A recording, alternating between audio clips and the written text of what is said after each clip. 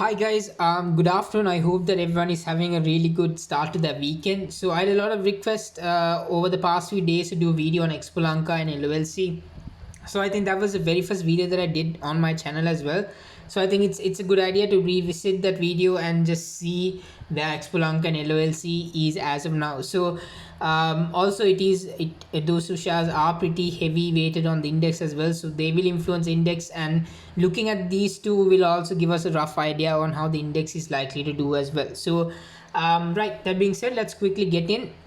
Just a small request, I need roughly around 500 hours to get monetized, so it would be really helpful if you guys can watch the entire video, leave a like, and obviously post your thoughts in the comment section below as well. So thank you for tuning in. Let's quickly get on with LOLC. So as of now, what we can clearly see is that prices are trending lower. Now last week I highlighted two things on Twitter. One was this bullish wedge that was forming, and secondly, well before this started forming, I highlighted that we have a possible gap over here. Now until this point right here, where I said the prices are likely to bounce off this gap, it did work out. Prices did bounce off of 1300. We can see that 3 consecutive days continuously prices found buyers around this 1300 area. Now until that moment, what we had was a possible continuation gap.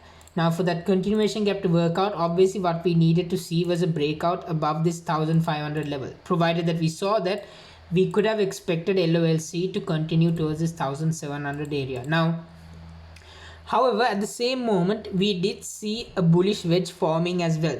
Now why didn't the bullish wedge actually materialize, and actually we didn't see a move higher? The very simply put, this gap, I told on Twitter that if prices are to close below this gap, then we have a possible exhaustion gap, which is a trend reversal signal. Now on this day right here, we did see a close below this gap, which was on the 25th of January. We saw a close below this gap. Now we continued to form the wedge, but eventually we had this huge drawdown, which most likely a lot of stops got triggered as well. That's why we have this large wick towards the downside. But regardless of it, I clearly told on Twitter to wait for a breakout and not to get in too early, and rightly so. Prices did eventually break below this level, and we had a huge crackdown all the way down towards this 1000 to 1050 levels. So simply put, now we are likely to see a lot of resistance around this 1300 to 1325 level. So that's obviously level for now for the buyers to break through if they want to continue this trend higher.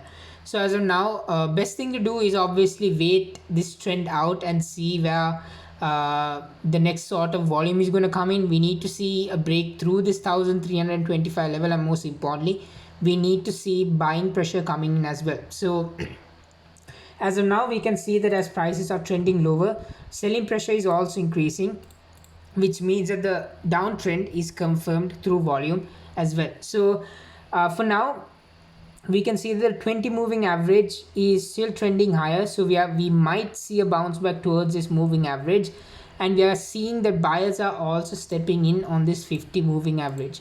Now one thing to note is that regardless of seeing this level providing support, we should not test this level continuously over the next few days. What's important is that we see a quick recovery next week, because the moment we keep testing this moving average over here, what happens is that anyone who's willing to put in orders at that level is going to get exhausted, and once they get exhausted, what happens is eventually prices are going to pretty much test the next support level, which is roughly around this 1000-ish area. So that being said, that's very important that we see a turnaround next week on volume, ideally not on low volume but on high volume, and most importantly, we should be testing this level continuously for the next week and beyond. So if the trend wants to remain positive, then we need to see prices recover next week and ideally break through this 1325-ish level. So for now, the best approach that you can have on LOLC is obviously to be a bit more conservative.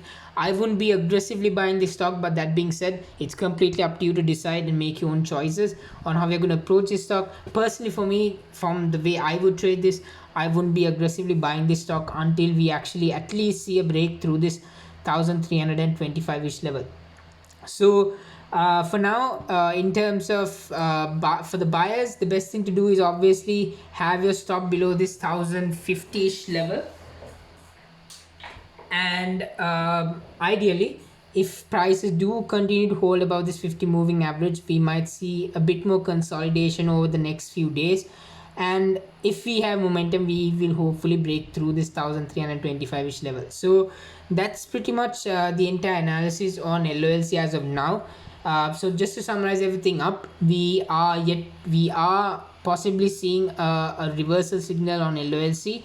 For me to turn bullish on this stock, I need to see prices close above this 1325-ish level, and also I want to see volume coming in as well. So that's about it on LOLC. It's completely up to you to decide how you're going to trade this. None of this is investment advice, so make your own choices. I'm just helping you out on giving you my opinion on how I would trade this stock. So that's about it on LOLC. Let's quickly jump into Expo. Right, so EXPO Lanka, let's jump into the weekly chart before we look into the daily. So as of now, one of the most important moving averages that I use is a 10-week moving average, especially on stocks that are going parabolic. So as of now, you can see that multiple times we saw this 10-week moving average being tested and prices bouncing off it. Usually what most of the time happens is on parabolic stocks, the first few times prices do consolidate, it most of the time holds this 10-week moving average. So as of now, we are seeing a similar sort of scenario over here. But however, what's more important to note is that I wouldn't again be buying EXPO Lanka aggressively at this point. So you can clearly see that prices are holding this support level, but that being said, it's not going to hold this support level continuously for the rest of its life. So at some point it's going to break below. I don't know whether it's going to break below now or probably in a year or in 2 years. I don't know that. Obviously only price can tell us that, and we need to obviously wait till something happens. But as of now, we are seeing that buyers are coming in, just like what we saw over the past few months, over the past few year, that prices are finding support and buyers on this 10-week moving average. So as of now, what's key to watch for is obviously the last week's low, which is at 341. We'll have a better view when we jump into the daily chart, but as of now, purely from looking at the chart, this is not an area that I'll be aggressively buying as of now. If you want to buy, we'll look into the daily chart to see whether this is a decent level to actually consider buying. So that's about it on the weekly chart. So let's jump into the daily. So let's get rid of this 10 and let's add the 20 moving average, and let's also add the 50 moving average. So overall, you're seeing something more similar as well. You can see that prices have continued to find support on either 20 or the 50 moving average, or in between the two of them. Now we have seen it happen before. We saw it happen during November of last year. For that almost at 2 weeks where prices consolidated, we saw prices finding support between the range of the 20 and the 50, and we are seeing a similar thing happen here as well. Now there's something very important to note here. Now for the first time in a while, we see prices finding resistance at this 20 moving average. Now we saw it happen last year in November as well, so which is why I'm not too concerned about it. But what's more important is I would definitely be concerned if prices break below this 341 level.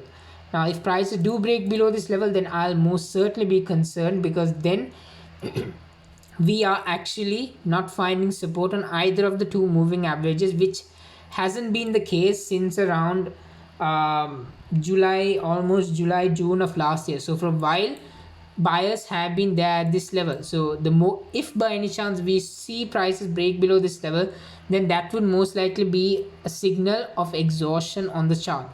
So also at the same time, just like LOLC, we can see that as prices are trending lower, selling pressure is increasing as well. So that is also something to keep in mind on the chart. So we need to make sure that prices are holding this level. If it doesn't, then it becomes certainly a level where I would be concerned. So for now, overall, EXPO Lanka is not something again that I would be aggressively buying into, just like LOLC. We do see a possible bullish formation over here, something that I've highlighted constantly over the past few videos if I watched them. This is what we call a bullish broadening wedge, a right angle broadening wedge. So simply put, as of now we see a possible formation, but again, just like LOLC, we need to see a quick recovery on EXPO Lanka over the next week as well. Ideally, I would most likely be a buyer if prices do break through this 405 range. If we do see a close above 405, then most likely we might see a further continuation in prices towards this mid to high 400s. But as of now, selling pressure is high, and usually the pattern formation isn't ideal as well. Now you can see the volume is increasing as prices are trending lower, which is not something that I would want to see on the chart. So best thing as of now is to be a bit more conservative. Don't be too aggressive on buying anything as of now, in my opinion. Obviously, again, like I said, it's completely up to you to decide how you trade either of these two stocks. So as of now, the best sort of stop level that I would have on EXPO Lanka is around this for 340ish level. If we do break below this level, then we might see EXPO Lanka continue lower towards the 300ish level, which is the next support level that it has on the chart. So as of now, overall, summarizing everything up on both the counters, not something that I would aggressively buy, because what I see is that there might be further downside on the chart. So the best thing again is to be a bit more conservative on your approach, not just on these stocks but on the overall market as well. So as of now, I've just given you my personal opinions. None of this is investment advice.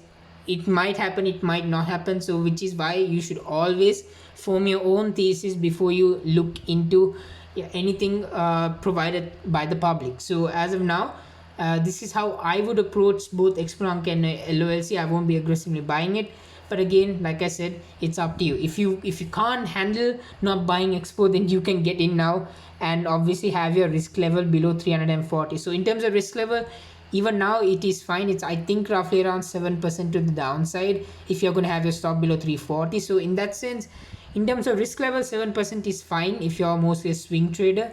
So yeah, that being said, this is what I'm overall looking on the two counters. So I hope that everyone enjoyed the video. If you did, please leave a like, subscribe, and post your thoughts in the comment section, and most importantly, share the video around.